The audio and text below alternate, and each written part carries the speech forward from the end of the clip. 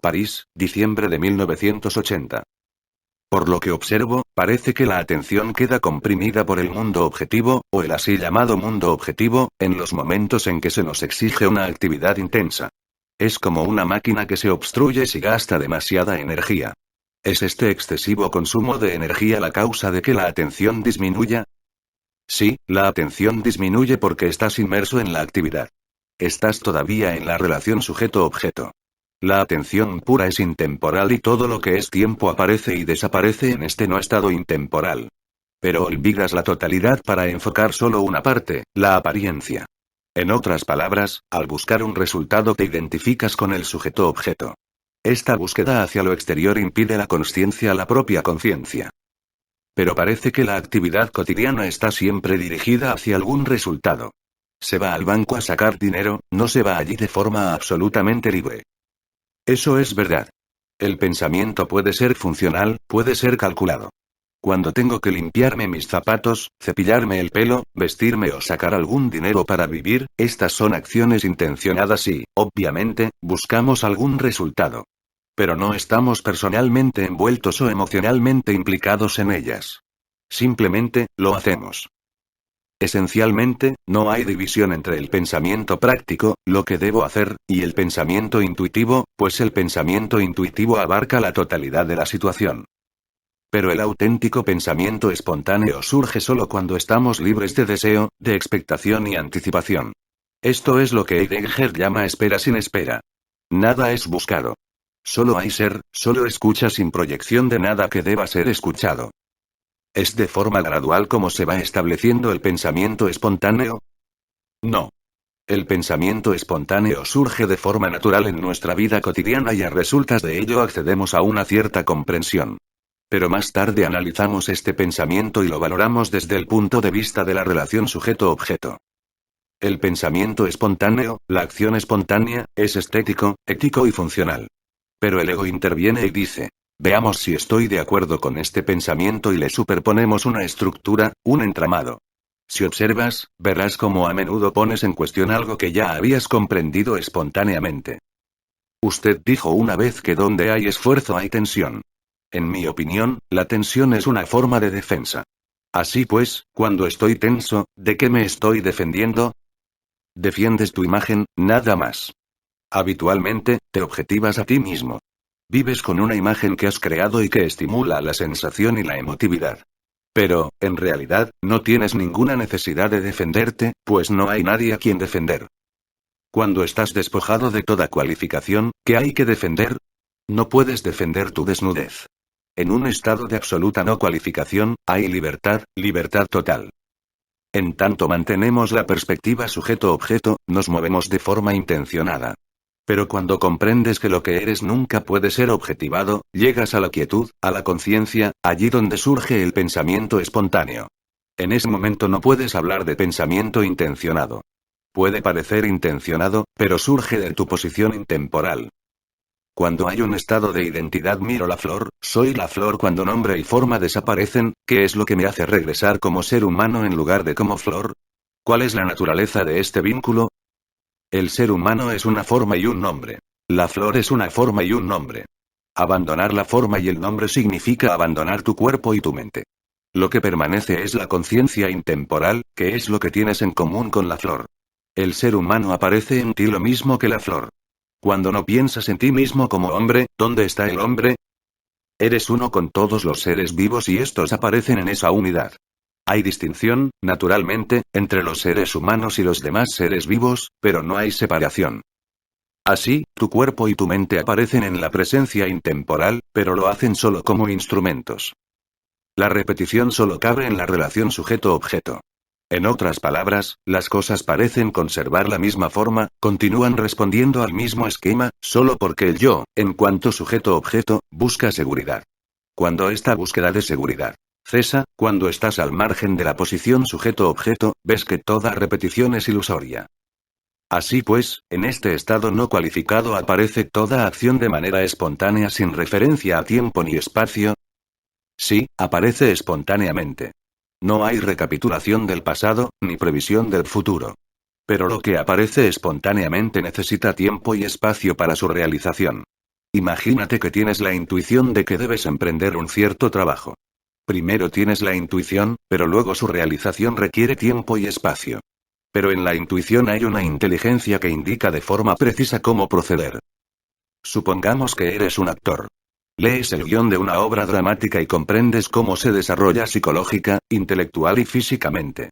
En el momento en que decides representar un papel determinado en este drama, el fondo psicológico global permanece en ti. Representas tu papel en el tiempo, momento a momento, pero la atmósfera de ese fondo último está siempre presente.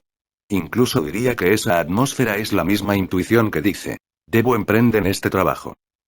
La intuición es la aparición de las cosas en una perfecta simultaneidad. Está fuera del proceso ordinario del pensamiento, porque el pensamiento ordinario está en el tiempo. Nunca puedes tener más de un pensamiento a la vez, pero puedes percibir intuitivamente la totalidad.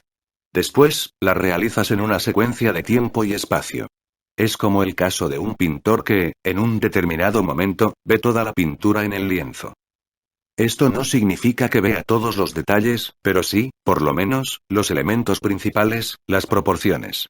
Después, realiza el cuadro en el espacio-tiempo. Hay una visión intuitiva, global, de la creación, pero parece a veces que el actor se pierda en su papel y no vea ya el drama en su conjunto. Cuando la visión es fragmentaria, ¿cómo puedo volver a la totalidad? ¿Quieres decir que se olvida el plano de fondo? Sí, cuando se olvida es preciso regresar a él. Es por esto por lo que no debes fijar esta clase de intuición. No debes fijarla de forma intelectual. Déjala permanecer como una sensación global. Pero si pierdes esta sensación global, esa totalidad, e intentas compensarlo con la memoria, cometes un error. Esto le sucede a veces a los artistas. Tienen una experiencia de percepción global y a partir de ahí se ponen al trabajo, componiendo, pintando o escribiendo. Si pierden esa sensación de la totalidad y la compensan con el intelecto, con el pasado, con la memoria, su trabajo resulta con frecuencia confuso. Puede incluso llevarles a desistir. Es de suma importancia no analizar la intuición. No fijarla ni encerrarla en una estructura. No colocar barreras a su alrededor. Dejarla completamente abierta, para que pueda vivir. Por supuesto, la realización de una intuición ocurre en un espacio-tiempo y requiere la utilización tanto de tu cerebro como de tu cuerpo. Pero el soporte de toda acción, de todo tu pensamiento, de toda la información necesaria, es la intuición que subyace detrás de la apariencia. En un principio, la intuición puede estar referida a una conducta o una actividad particular, pero llega el momento en que tienes una intuición de la totalidad de la vida, en la que tu vida entera, pasado, presente y futuro, aparece. Como el artista, no ves los detalles, pero sientes la tensión dinámica. Esta tensión no es una reacción, sino algo tangible que sientes de la misma forma que sientes las proporciones de esta habitación. Cuando no te identificas con una imagen, cuando tu observación es inocente, sientes el emerger de la vida. Pero en el momento en que abandonas esa observación inocente, en el momento en que te identificas con alguna imagen de ti misma, como mujer, como profesional, como propietaria de tanto dinero y cosas por el estilo, en ese momento estás viviendo de nuevo en el círculo vicioso del tener y el devenir. Supongamos que pasaste una semana en Suiza. Si estuviste presente sin etiquetar nada, sin sacar conclusiones, entonces la impresión general volverá a ti en algún momento. Y la impresión general te devolverá detalles. Pero si te identificas con un detalle, nunca podrás volver a la totalidad intelectual, un producto de la memoria. Cuando escuchas música, cuando lees poesía, escúchala, léela. Entonces la alegría estética brota de forma espontánea. Debes evitar a toda costa el hábito de tratar de entenderlo, de apropiártelo. La actitud adecuada es estar constantemente abierto, sin sacar conclusiones. La situación surge y la acción ocurre. Y en esta apertura la acción es perfectamente acorde con la situación. Y puedes ver cosas que nunca viste antes. Esta corriente 2 es muy importante, pues está más allá de la pregunta y la respuesta. De hecho, no hay significado sin esta corriente, pues permaneces todavía fijado en tus propias ideas e imágenes. 2. La corriente de la que se habla es la que existe cuando ya no hay separación entre los seres.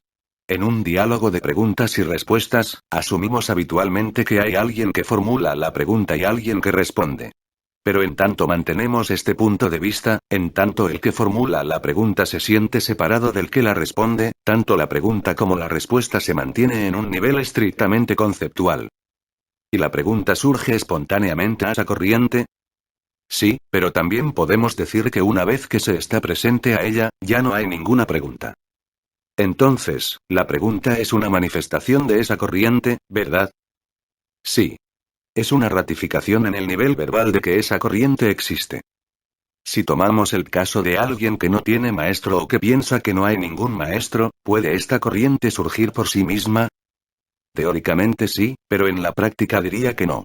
Supongamos que ves una mosca en esta habitación. Cuando sigues los movimientos de la mosca en el espacio, tu mirar es inocente, no calculador, pues no elaboras ninguna conclusión. Simplemente, miras la mosca. Y si mantienes tu atención durante un tiempo, puedes llegar a sentirte a ti mismo observando, puedes encontrarte a ti mismo en la observación. Esto produce una sensación de inmensa libertad en la que uno puede llegar a experimentar esa corriente. El maestro no apunta a la ausencia del proceso de pensamiento. Apunta a lo que está detrás de ese proceso, detrás del pensamiento y de la percepción. No enfatiza el objeto observado, la mosca en el espacio, sino la observación misma. Generalmente, hay mucho de anticipación en nuestra observación. Pues mientras se observa, se proyecta un resultado y se fija la atención en ese objeto de pensamiento. Pero la observación auténtica es visión carente de pensamiento sobre cualquier resultado y, en consecuencia, sin tensión entre el observador y lo observado. En esta disolución de toda proyección aparece la percepción original de que lo observado está en ti, no fuera. Y como no hay ningún dinamismo entre el observador y lo observado, no eres ya aprehendido por lo que observas, sino por la observación misma. Pero esta clase de experiencia o corriente no puede ser integrada por la voluntad. En el momento en que tratas de integrarla, es ya una proyección. En cuanto dejas que todo propósito se desvanezca, te sientes espontáneamente sereno y autónomo. No veo cómo se puede dejar de proyectar si no es por medio de la voluntad. Debes examinar por qué proyectas. Obsérvalo. Todavía quieres conseguir algo. El deseo de obtener surge de la sensación de carencia en tu interior. ¿Diría usted que el maestro actúa mediante la sorpresa? Es sorpresa la emoción que se siente cuando de repente el maestro dice no aquí, sino allí o ni aquí ni allí. O cuando dice en ningún lugar. Desde el momento en que dices en ningún lugar, te sientes en la unidad. En principio, la expresión en ningún lugar puede parecer referida a un espacio vacío. Esto sucede con frecuencia. Si se pone el acento en el espacio vacío, se continúa esperando que algo ocurra. Pero como nada sucede, al final nos encontramos todavía hambrientos. No pongas el acento en la ausencia de algo. Debes decirte a ti mismo, puedo ver esta ausencia solo porque yo estoy presente. Y si no objetivas esta presencia como presencia, llegas a la atención original, al silencio original. Desde el momento en que dejas de poner el acento sobre la ausencia, hay una apertura y se produce un intercambio mágico entre gurú y discípulo. ¿Es identidad la naturaleza de este cambio, de esta corriente? Sí. En ese momento no hay nadie que hable o enseñe y nadie que sea enseñado. Estás por completo en el nivel intemporal. El concepto muchos no existe en la unidad, sino solo prácticamente hablando. Puedes sentir esta corriente con una fuerza mucho mayor en un grupo de gente que cuando estás solo. Sin embargo, eres enteramente arrebatado por esa corriente y en ese momento no hay más ni menos. Cuando esa corriente existe, ¿cuál es el valor de las palabras? ¿Qué es una palabra? Es un sonido, un símbolo. La palabra no es la experiencia, tan solo apunta hacia ella. Cuando la palabra apunta a un objeto, se cristaliza. Pero si no apunta a ningún objeto no hay posibilidad de tal cristalización. Es entonces como una nube en el azul del cielo. Tú eres el cielo y hay nubes que pueden aparecer, pero el cielo permanece inafectado por ellas, no queda envuelto por esas apariencias. A veces, aparece una nube bajo la forma de una mujer, un hombre, o una situación, pero tú eres ya para siempre el cielo limpio y azul. Eso significa una clase especial de escucha, ¿no es así? Es una escucha sin conclusión, sin ninguna referencia a lo ya sabido. Cuando escuchas la explicación de algo objetivo en el espacio-tiempo, tu comprensión está referida a lo que ya sabes. Pero si escuchas algo completamente intemporal, tu escucha no tiene referencia, pues no puede haber una referencia a lo no objetivo. Así, lo que oyes concluye en ti y apunta a la escucha pura. ¿Requiere confianza esa escucha pura? Cuando se oyen o incluso cuando se leen palabras de alguien, ¿no es necesaria la confianza? Sí, pero la confianza no es una creencia. Confianza es apertura, aceptación de la posibilidad. Automáticamente aceptas la posibilidad en un momento de escucha. En la escucha pura no hay aceptación ni no aceptación, solo escucha en sí misma. Entonces, ¿qué se obtiene de forma? La escucha parecería ser el modo natural de responder a la vida, pero algo sucede, de manera que cuando escuchas no posees ya esa clase de confianza. Tiendes a querer proyectar tu propia opinión, por eso no puedes escuchar realmente al otro. Pero la confianza no es una cuestión moral. Es lo mismo que la aceptación. Aceptas algo para llegar a comprenderlo por ti mismo. Como en la metodología científica, te preguntas cómo otra persona ha llegado a un determinado resultado y aceptas como posibilidades de conocimiento de segunda mano. Luego, sigues el mismo proceso y lo vives por ti mismo. ¿Cómo sucedió esto en su propia vida? ¿Cuál fue la naturaleza de la relación entre su maestro y usted? Si se puede hablar de pasos, el primer paso sería interrogarte acerca de tu propia vida. Debe haber una recapitulación de tu vida, sin ninguna intención de mejorarla o de sacar conclusiones. Limítate a mirarla, a observarla. Yo diría que este fue el primer paso que me acercó al maestro, pues no había encontrado la respuesta en este proceso de indagación. El maestro me proporcionó la perspectiva. Pero no se puede realmente buscar un maestro, ¿verdad? Parece más bien que el maestro llega. El maestro llega, sí. Por medio de un cuestionamiento y una revisión de tu vida, puedes alcanzar un punto en el que no sabes cómo moverte en ninguna dirección. Hay aquí una madurez, una apertura, una oportunidad para que el maestro aparezca. En el momento de la interrogación, la observación está libre de conclusiones. Ves tu vida de la misma forma que ves un poema zen, un poema chino. Hay solo observación, sin poner ningún énfasis en ninguna reacción eventual. Si tu observación se focaliza en algo, entonces el énfasis recae en la pregunta ¿cuál es mi reacción ante este objeto? Pero si tu observación no tiene referencia, permanece como actitud interior. La observación sin objeto es una actitud interior de la conciencia en la que, podríamos decir, el objeto observado retrocede cada vez más remitiéndote a la vigilancia primordial. Y en esta alerta original hay una especie de presentimiento que te lleva a buscar a alguien.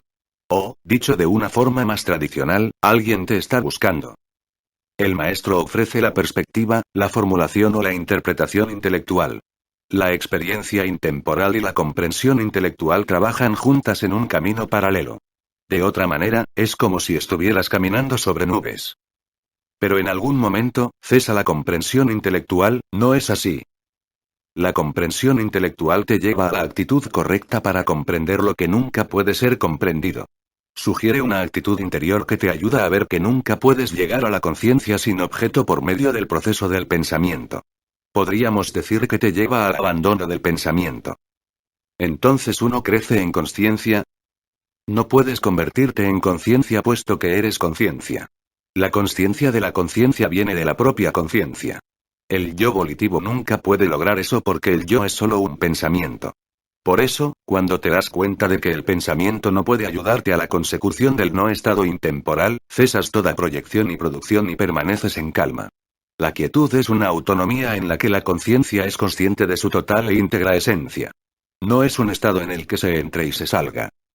La mente continúa apareciendo, pero desde el momento en que te conoces a ti misma como conciencia, eres conciencia en todas tus actividades. El no estado no es afectado en absoluto por el proceso de pensamiento, por la actividad, las emociones o deseos. Todo esto viene y va, pero tú eres. Podríamos hablar de la conciencia como una especie de plano de fondo porque al principio puedes sentirlo como si estuviera detrás de ti. Pero esta imagen no es realmente precisa, pues da una dirección a lo que carece de toda dirección. Es como las 6 superficies de esta habitación: el techo, el suelo y las 4 paredes. Estas superficies son estables. Cualquier objeto de la habitación puede ser modificado, pero las 6 superficies no se ven afectadas por ello. De la misma forma, los objetos pueden cambiar en el espacio-tiempo como cambian las nubes, como cambian los pensamientos, sentimientos y deseos, pero la conciencia, en su ser multidimensional, no es afectada por estos cambios. Las 6 superficies son la percepción original de ti misma. Por eso, cuanto más permaneces en esta percepción original, menos soportas el hábito de observarte a ti misma como mujer u hombre, como alguien que tiene una cuenta en el banco, etc. Querer ser una mujer, querer cumplir todos los atributos asociados a esta imagen, cómo comportarse, cómo mostrarse, cómo responder, impiden que aparezca la auténtica mujer. Cuando cesa la visualización de ti misma como mujer, todas las facultades de la verdadera mujer surgen en el momento en que la situación lo requiere. Desde el momento en que no hay ya una imagen, un modelo a seguir, estás abierta a la totalidad, siendo así totalmente espontánea y perfectamente acorde con cada situación. En una relación objetiva, en el contacto de un objeto con otro, hay siempre una tensión. Esta tensión surge inevitablemente cuando deseamos vernos aliviados de la inseguridad, de la carencia, y se manifiesta normalmente como exigencia. Pero cuando vives en la conciencia intemporal, la relación es de un orden enteramente diferente. Se podría decir que hay solo ofrenda, solo irradiación. Y la relación es de tranquilidad profunda, una quietud que, en cierta forma, llega a ser tangible. ¿No hay muchas personas que recorren el camino de sus vidas sin sentir esto? ¿O se puede sentir sin ser consciente de ello? ¿Conoces momentos en tu vida en los que nada sucede, en los que nada toma forma en tu imaginación que pueda ser proyectado o anticipado? Tú estás ahí y nada ocurre. Escuchas el silencio, escuchas ese no ocurrir nada y llega un momento en el que el no suceder te remite a la escucha en sí misma. En esta presencia a la escucha hay libertad y perfección, nada que añadir o quitar. Pero debes estar maduro para ello. Cuando buscas una experiencia, tu atención queda restringida a una parte de la totalidad. Centrando la atención de esta forma, pones freno al movimiento de la vida. Por eso, cuando dejas de buscar la experiencia, estás abierto. La experiencia es un proceso mental. Puedes verlo cuando lo experimentado llega a su fin. La ausencia de cualquier objeto de conciencia te conduce a la conciencia misma. En realidad, no existe un objeto en sí mismo, pues aparece solo en relación a otros objetos ya conocidos. Pero para conocer realmente algo, no debe haber referencia a nada más, de manera que quede referido directamente a la conciencia en sí misma. Pues todo objeto es una expresión del silencio. Deberías comprender que si una imagen emerge en tu mente y provoca una sensación de conflicto, este conflicto surge debido a que ves la imagen desde un determinado punto de vista. Pero si no la nombras, si no la fijas y la dejas en total libertad, la sensación de conflicto se extingue. Cuando la imagen no está ya confinada a una opinión y es contemplada en su totalidad, cuando la ves desde este plano de fondo de la totalidad, aparece entre otras muchas en perfecta simultaneidad y te devuelve a la conciencia silente. En ese momento hay transformación. Si intentas eliminar el conflicto mediante el análisis, mediante la comparación de esta imagen con otras imágenes, sigues estando en un proceso mental y la mente jamás podrá cambiar a la mente. La transformación tiene lugar cuando la imagen creada por un punto de vista es liberada de esta restricción y contemplada en la integridad de su entorno. La visión total no tiene sujeto ni objeto. Tú eres la totalidad. En esta visión global no estás ya en el proceso mental ordinario, en el hábito del pensamiento. Estás abierto a lo que René Guénon llama la posibilidad total. En otras palabras, lo que los psicólogos describen como el inconsciente y el superconsciente ascienden a la superficie. Hasta que esto sucede, permaneces únicamente en el círculo vicioso de la memoria. Por ejemplo, al observar tu cuerpo, sientes primero el nivel superficial de tensión y contracción. Tan pronto como sientes esto, penetras en un nivel más profundo, en el cuerpo original, donde no existe ya complicidad para agarrarte a algo o para localizarte a ti mismo en algún lugar. Una vez has dado a tu cuerpo la oportunidad de ser cuerpo, una vez has cesado de proyectar esquemas, la naturaleza incondicionada del cuerpo aparece en tu conciencia. Heidegger llama a esta forma de visión espera sin espera, una espera sin objeto. En la espera sin expectación aparece tu vida real, pero no puedes llegar a ella por medio de la voluntad, pues entonces será meramente una repetición de tu memoria. La conciencia está encubierta por la volición, por la permanencia en el proceso del desear y el devenir. Debes perderte a ti mismo en la espera sin objeto. Cuando lo haces, renuncias a tomar, renuncias a hacer, renuncias a crear. Entonces, espontáneamente, la vida crea en ti. Entonces vives en una corriente enteramente diferente. Pero cuando esto sucede, no hay nadie a quien le suceda. En la conciencia intemporal no hay nadie.